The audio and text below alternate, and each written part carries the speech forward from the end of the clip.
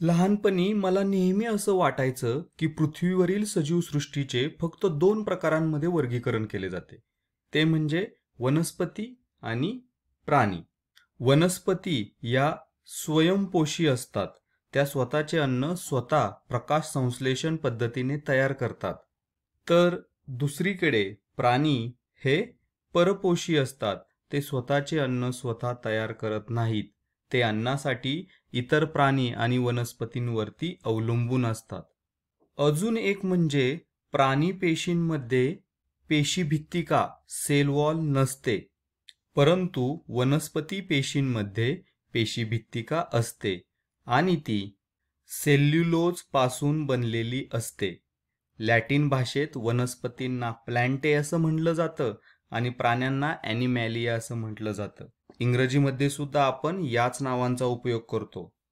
तर मला असं वाटायचं की सजीवांची वर्गीकरण फक्त या दोन प्रकारांमध्येच होतं, वनस्पती आणि प्राणी. पण हे माझं मत चुकीचं ठरलं.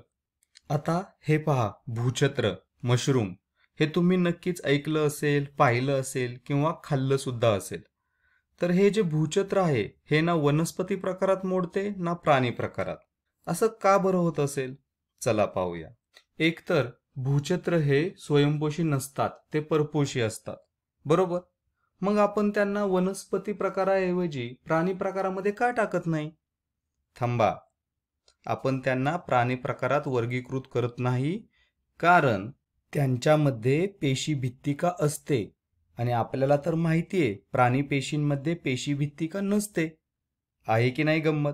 म्हणून मग येथे आपल्याला तिसऱ्या गटाची गरज भासते आणि त्यामुळेच एक तिसरा गट तयार झाला, तो म्हणजे कवके, फंगाय. तर कवके परपोषी असतात.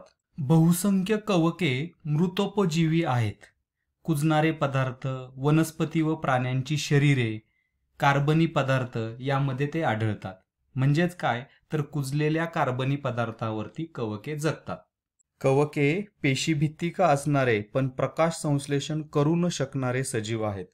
आणि आणखी एक महत्त्वाची गोष्ट म्हणजे कवकांच्या पेशीभित्तिकेमध्ये सेल्युलोज नसते, तर ती कायटिन या जटिल शर्करेपासून बनलेली असते. आणि अजून एक महत्त्वाची गोष्ट म्हणजे कवके हे वनस्पती आणि प्राणी या सजीवांप्रमाणेच मुख्यत्वे बहुपेशीय असतात. उदाहरणार्थ, भूछत्र हे बहुपेशीय कवक आहे, तर किण्व हे एकपेशीय कवक आहे. मग मला सांगा, सजीवांचे वर्गीकरण करण्यासाठी हे तीन गट, हे तीन प्रकार पुरेसे आहेत का? सगळे सजीव या तीन गटांमध्ये बसतात का? तर नाही. काही सजीव कवके, वनस्पती आणि प्राणी या गटांमध्ये बसत नाहीत. उदाहरणार्थ अमिबा. तो एक लहान, चिकट, एकपेशीय सजीव आहे, जो त्याच्या छद्मपादाच्या सहाय्याने हालचाल करतो. अमिबा हा या तिन्ही गटात बसत नाही. का बसत नाही? तर एक म्हणजे तो वनस्पतींसारखा स्वयंपोषी नाही, तो परपोषी आहे. दुसरं म्हणजे तो प्राण्यांसारखा बहुपेशीय नाहीये, तो एकपेशीय सजीव आहे. आणि तिसरं म्हणजे त्याच्यामध्ये पेशीभित्तिका नसते आणि तो कवकांसारखा कुजलेल्या पदार्थांवर वाढत नाही. तर अजून एक उदाहरण म्हणजे शैवाल. शैवाल हे स्वतःचे अन्न स्वतः तयार करतात, जसे की वनस्पती प्रकाश संश्लेषण पद्धतीने करतात, अगदी तसे. म्हणजेच शैवाल हे स्वयंपोषी असतात. परंतु वनस्पतींसारखे शैवाल हे बहुपेशीय नसतात, ते एकपेशीय असतात. आणि शैवालांमध्ये पेशीभित्तिका असते. आणि यामुळेच आपण एक नवीन गट तयार केला आणि तो म्हणजे प्रोटिस्टा.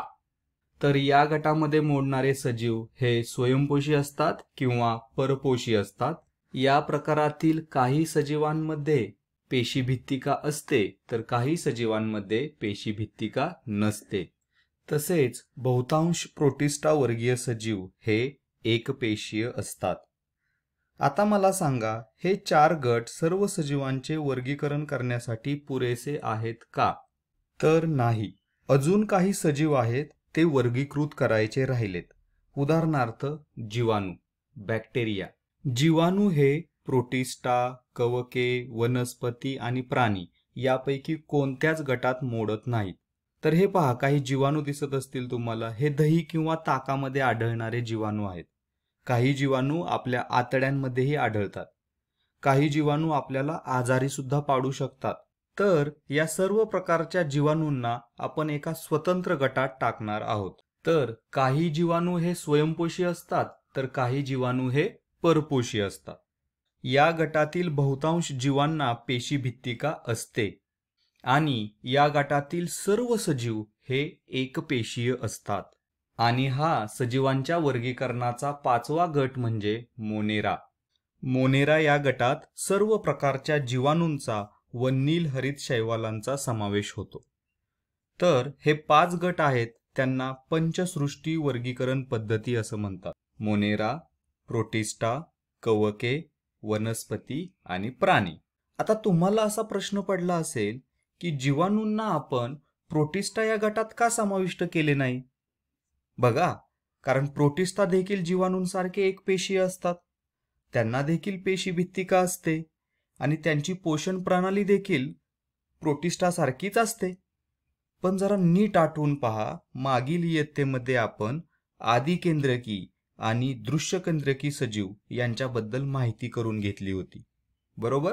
तर प्रोटिस्टा, कवके, वनस्पती आणि प्राणी हे दृश्यकेंद्रकी सजीव आहेत, तर मोनेरा हे आदिकेंद्रकी सजीव आहेत.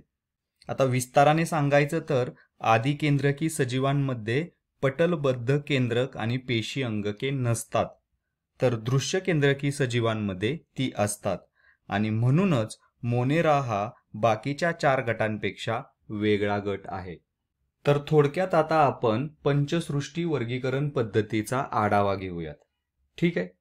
तर याच्यामध्ये मुख्यत्वे 5 गट आहेत, 5 प्रकार आहेत: मोनेरा, प्रोटिस्टा, कवके, वनस्पती आणि प्राणी.